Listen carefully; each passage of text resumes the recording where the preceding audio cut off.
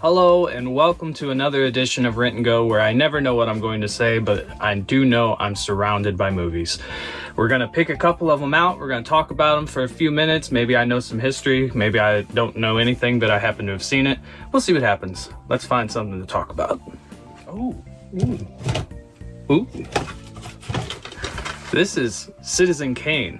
Now, this is one of those movies that at one time was incredibly overexposed as being talked about as the greatest movie of all time. I don't think people are talking about it quite as much as they used to.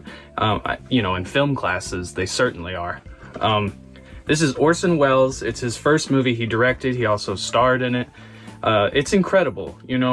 Some of the camera shots they get in this are just amazing, and the rich contrast in the black and white. There's some stuff that's never been done before here, and he went on to use those tricks in his further movies. His career never quite lived up to Citizen Kane. Early on, he did the War of the Worlds on the radio, and that actually tricked people into thinking it was actually a real news broadcast of aliens invading Earth. There was chaos. He's just an incredible man, an incredible story, an incredible life, and this is an incredible movie.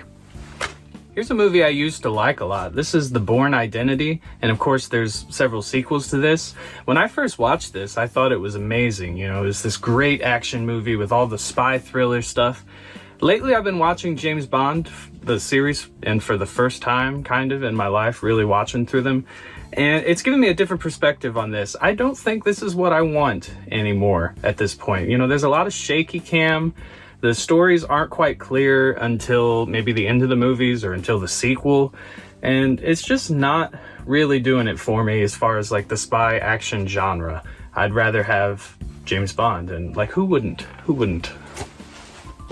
This movie came out and disappeared, kind of. I mean, maybe it reran on like cable and TV sometimes. Grudge Match? Now this is Robert De Niro and Sylvester Stallone. Like two legends from two great boxing movies from a long time ago. And they were getting old in this. One of them maybe a little less in shape than the other one. But they both come out of retirement to fight each other again. But this is a comedy movie. It's not dramatic. I mean, sometimes I guess it is, but it's mostly a comedy, and it's really good. And I don't know that a lot of people really paid attention to this, and maybe they should have. Maybe you should. I don't know what I can say about this movie, but Avatar? This movie's really long, it's really grand, it's a great big epic. Everybody knows it was the biggest grossing movie of all time at the time. The sequels are getting ready to come out. James Cameron's been making multiple sequels at one time. It's been taking him forever. But I'm really excited to see what he does with it, because I know a lot of people complain this movie is basically Dances with Wolves in space, and it is. But I think it's really good, and I think it's got a great message. It's one that I think is something we should be thinking about more. And I'm excited to see what happens in the sequels and the video game. The video game should be really cool, so keep an eye out for that. For my entire life, I will regret that there was never a Back to the Future 4.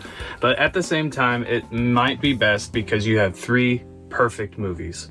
The perfect trilogy, Back to the Future. And probably one of the first trilogy of movies that I ever saw. My copy of this is incredibly old. It's falling apart. I don't even think this is the original case this came in.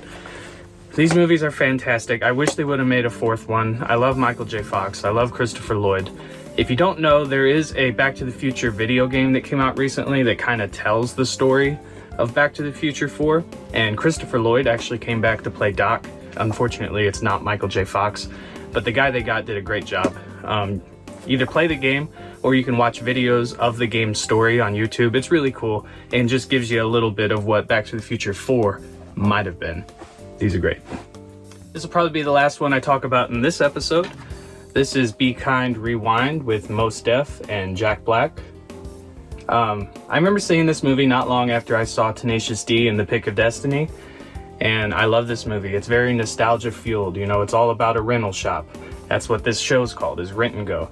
And there's VHS tapes, and basically their shop is going to be closed down, and they're gonna replace the building with a new building and all kinds of crazy stuff. So they go out of their way to make their own independent movie to try and have a showing and raise money to save the rental place. I love this movie because it's everything I love. It's VHSs, it's rentals, it's making your own movies with your friends. And Be Kind, Rewind is a great movie. If you've never seen it, check it out.